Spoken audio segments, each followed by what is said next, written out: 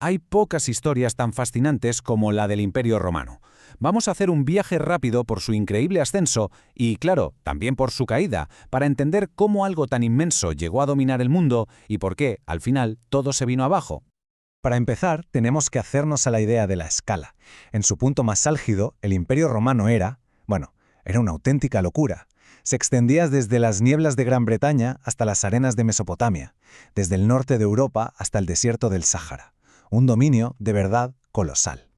Y si le ponemos números, la cosa impresiona aún más. Hablamos de unos 6,5 millones de kilómetros cuadrados. Es una cifra que cuesta hasta procesar. Y lo más increíble es que todo ese territorio inmenso se gobernaba desde un único centro neurálgico, la ciudad de Roma. Así que, la gran pregunta es inevitable, ¿no? ¿Cómo es posible que algo tan gigantesco llegara a existir?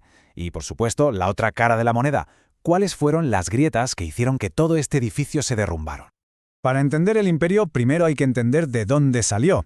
Y la verdad es que no nació de un proceso tranquilo y ordenado, no. Surgió literalmente de las cenizas de un sistema que se estaba haciendo pedazos. El personaje clave aquí es, cómo no, Julio César. Había acumulado un poder sin precedentes, hasta el punto de ser nombrado dictador para toda la vida. Su asesinato en el Senado fue un intento desesperado de algunos por salvar la República. Qué ironía, porque consiguieron justo lo contrario. Desataron un caos de guerras civiles y luchas por el poder. Y de todo ese caos emerge una figura fundamental, el joven Octavio, el heredero de César.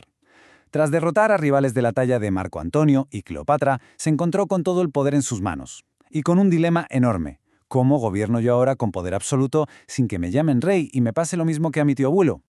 Y la solución que encontró fue una auténtica genialidad política. Creó el Principado.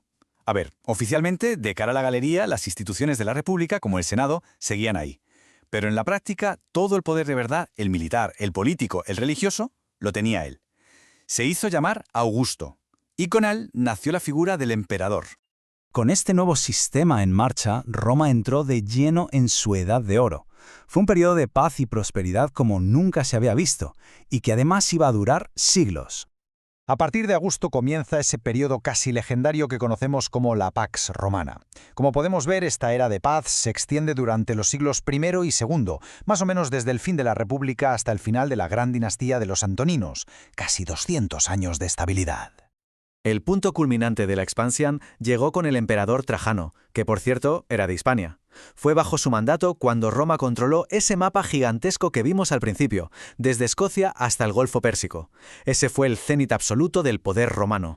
Pero cuidado, la Pax Romana era mucho más que la simple ausencia de guerras.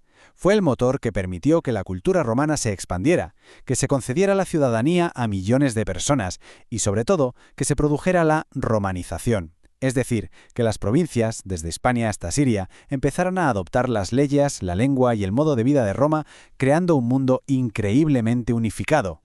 Pero claro, nada dura para siempre. Y la gran paradoja de Roma es que su propio tamaño y su complejidad, lo que la hizo grande, se convirtieron al final en su mayor debilidad. Es que es una pregunta que se cae por su propio peso. ¿Cómo se las apaña una sola persona para gobernar un territorio tan enorme, con tantas culturas, tantas lenguas y con amenazas constantes en las fronteras? La presión sobre la figura del emperador era, sencillamente, brutal. Y efectivamente en el siglo III el sistema reventó. La presión fue demasiada y el ejército tomó las riendas, literalmente. Empezaron a nombrar y a asesinar emperadores a su antojo. El resultado fue un periodo de casi 50 años de caos total. Guerras civiles, fronteras desprotegidas, una economía por los suelos, un desastre. Con el imperio al borde del colapso, había que tomar medidas desesperadas. Si el problema era que el imperio era demasiado grande para un solo hombre, la solución, parecía bastante lógica. Y aquí aparece un emperador clave, Diocleciano. Él vio el problema de la escala y decidió atajarlo de raíz. Para facilitar la gestión, dividió el poder, creando un sistema de 4 gobernantes conocido como la tetrarquía. Fue un intento a la desesperada por poner orden. El imperio se volvió a unificar y a separar varias veces, pero el momento decisivo, el punto de no retorno, llegó con la muerte del emperador Teodosio. Él se lo dejó repartido a sus 2 hijos y esta vez la división iba a ser definitiva. Y esta división creó dos mundos muy distintos. Por un lado, el Imperio de Occidente, con capital en Roma, que era la parte más pobre y la que estaba constantemente amenazado por las invasiones. Y por otro, el Imperio de Oriente, mucho más rico, más estable y gobernado desde la superfortaleza de Constantinopla. Sus destinos no podían ser más diferentes. A partir de este punto, la historia se centra ya en el colapso final de la parte occidental, un acontecimiento que, sin exagerar, cambió para siempre la historia de Europa. La fecha clave, la que todos hemos estudiado, es el 476. Para entonces, el Imperio de Occidente ya no podía más. Estaba agotado por décadas de crisis y finalmente se vino abajo. Y como una ironía del destino, el último emperador fue un niño llamado Rómulo Augustulo, un nombre que unía al fundador de Roma y al primer emperador. Pero lo más significativo es lo que hizo el general germánico que tomó el poder, Odoacro. No se proclamó emperador. Lo que hizo fue coger las insignias imperiales, la corona, el manto, y enviarlas a Constantinopla.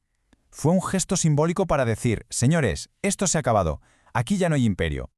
Este evento es tan importante que los historiadores lo utilizan como una frontera entre épocas. Con la caída de Roma occidental, se considera que termina la antigüedad clásica y arranca un nuevo periodo de 1000 años, la Edad Media. Un cambio de era en toda regla. Y acabamos con una reflexión. El Imperio de Occidente se desvaneció como estructura política, sí, pero ¿desapareció Roma de verdad? Pensemos en nuestras lenguas, en el derecho, en la arquitectura. Su legado sigue hoy muy vivo. Y no hay que olvidar que la otra mitad, el Imperio de Oriente o Bizancio, sobrevivió 1000 años más. Así que la pregunta queda en el aire. ¿Roma cayó de verdad o simplemente se transformó?